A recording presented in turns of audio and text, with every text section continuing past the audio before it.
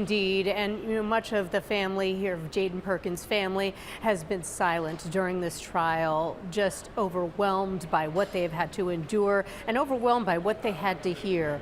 Chrisetti Brand, the man accused and now convicted of this crime, remains in custody and will be in custody the rest of his life. He was sentenced to natural life plus 120 years. Judge Angela Patrone said she wanted to make sure that Chrisetti Brand would not hurt another woman or another child.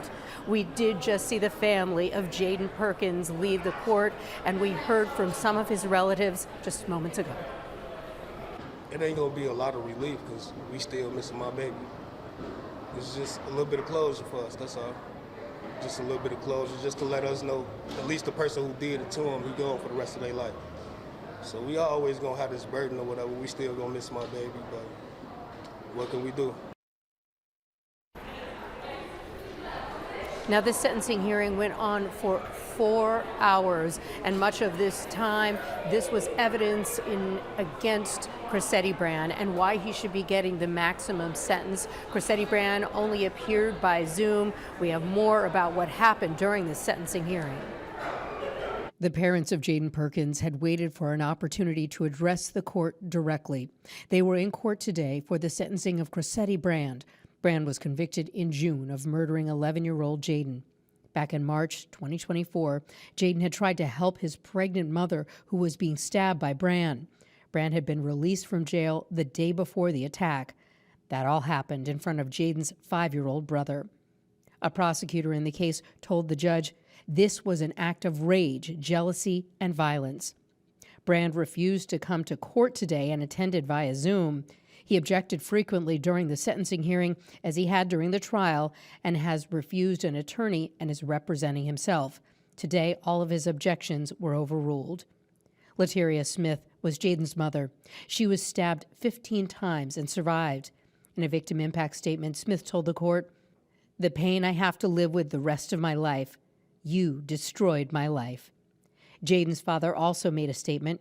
Christopher Perkins said, "You shouldn't have touched my baby," and went on to say, "You're going to pay for what you did. You think it's over this court date?" The judge stopped his statement as the judge deemed it threatening and asked Jaden's father to leave court. Christopher Perkins could be heard crying in a hallway outside of the courtroom. Perkins was allowed to return to court and apologize to the judge. Now, throughout the trial and today's hearing, there were a lot of emotions. Certainly the family of Jaden Perkins were mainly in the gallery, and as I mentioned, you could hear his father in the hallway there. But there was a moment where they showed pictures of Jaden when he was dancing and singing, and that was just too much for his mother. She really just collapsed into her relative's arms. I will say that Chrisetti Brand, when given an opportunity to speak, said this: "I can't say nothing, boo. I'm at peace. I'll take it up with appeals." So that's how he addressed the judge, and that's pretty much how he was during the whole time of this trial and during the sentencing hearing. After that, he disconnected from the Zoom and did not hear his sentence. He will likely hear it from someone else at this point. And while we heard from the uncle of Jaden Perkins, that Jaden Perkins, this 11-year-old that had such a bright future, saved his mother and his unborn brother, but he also saved his 5-year-old brother who witnessed all of this. The mother has told us that they all have been getting counseling, but certainly they will never move past this, and Jaden is always on their minds, but perhaps the burden is a little less not having to come to court and have to relive those moments of last year.